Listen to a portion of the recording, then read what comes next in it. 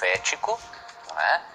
E que Deus utilizou-se grandemente, se utiliza dos seus escritos para levar a nossa mente de volta à palavra de Deus.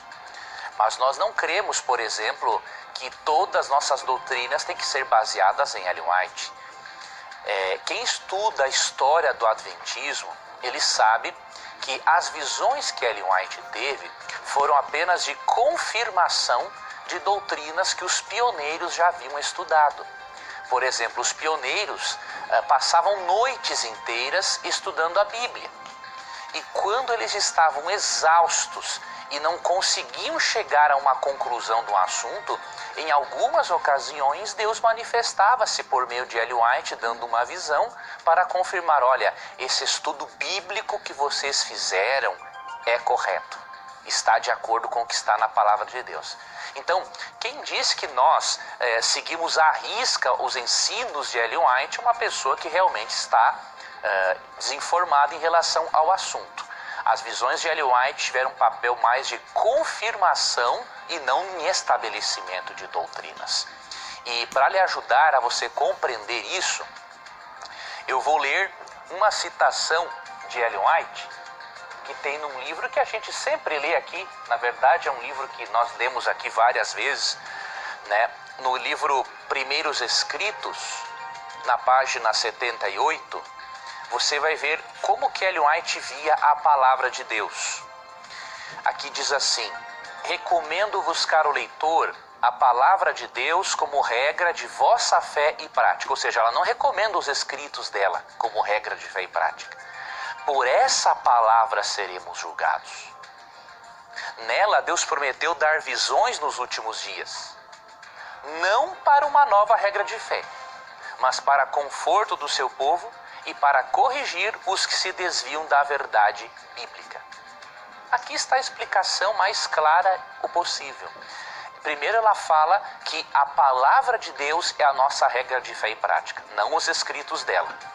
E em segundo lugar, ela fala que as visões, ou seja, as visões que ela recebeu, não eram para ser uma nova regra de fé, mas para confortar o povo de Deus e corrigir os que se desviam da verdade.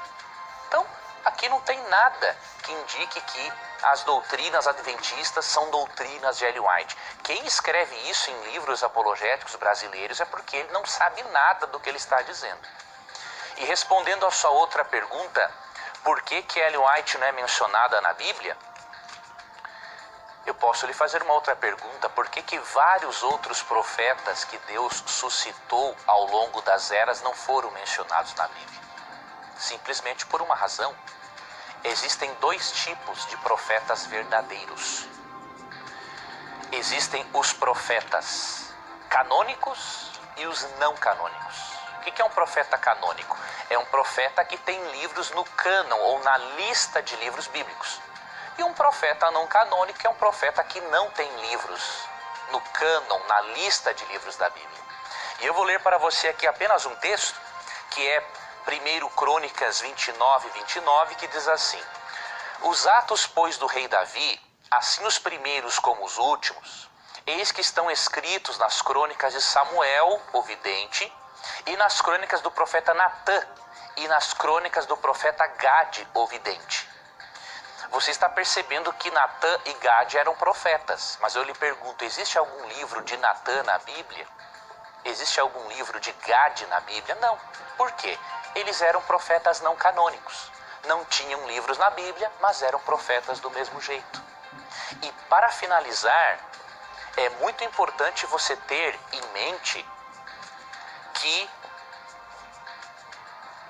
Atos 2, 17 e 18 promete o dom profético para os últimos dias, sem mencionar nomes de pessoas que teriam esse dom.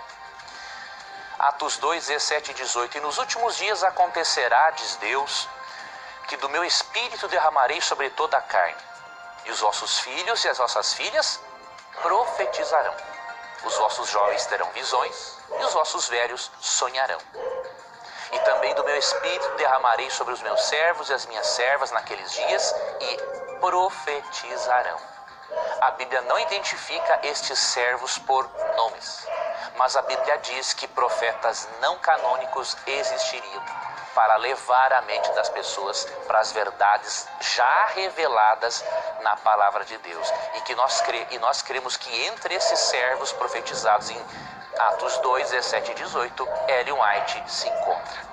Não como um acréscimo ou como uma regra de fé, mas para levar a nossa mente de volta à palavra de Deus. Então, estude a forma como o Adventismo compreende esse assunto. Não vá nessas fontes secundárias por aí que falam muita besteira, infelizmente. Pesquise diretamente na fonte e você vai ter uma compreensão mais correta e ampla do papel de Ellen White na Igreja Adventista do Sétimo Dia. Muito bem, professor.